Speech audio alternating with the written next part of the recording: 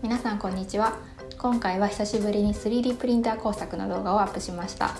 この動画では国土地理院さんの地図を 3D プリントする方法を紹介します。よろしければご覧ください。まずは PC で国土地理院と検索して地図のサイトにアクセスします。そうすると日本地図がこのように表示されます。この地図をマウスホイールを回してどんどん拡大していくと、中学時代に習った懐かしい等高線が出てきます。はるか昔に私が夏休みの課題で等高線が必要だった時というのは図書館に行ってゲットしていたんですけれども、今は最新の等高線のデータをすぐに入手できるというのが最高だなと思いました。はい、余談が長くなりましたが、今回は富士山周辺を 3D プリントしたいので、地図上でマウスを動かして位置を調整します。マウスのどのボタンを押しながら動かしても地図を移動させることができます。好きな場所に移動できたら右上のツールを開いて 3D を選択します。そうすると大小カスタムっていう風に選べるので、私は今回カスタムにしました。赤い四角の囲みが出てくるんですが、この端をマウスでドラッグすると自由に範囲設定ができます。右上の OK ボタンを押すと選択部分だけが表示されます。左上の方角のボタンで地図を眺める位置を変更することもできます。高さの倍率も変えられるので、好みの高さに調整します。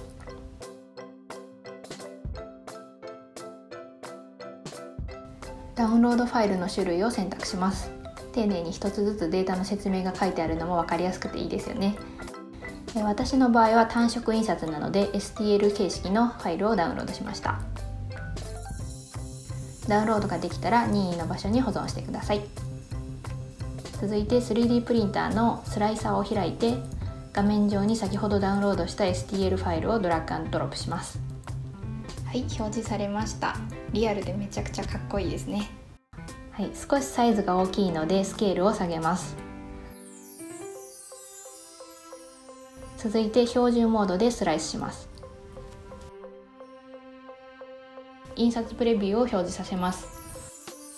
つまみを動かすと1レイヤーずつ確認をすることができます。それでは印刷していきます。4時間5分かかりました。印刷結果はこちらです。いかがでしょうか。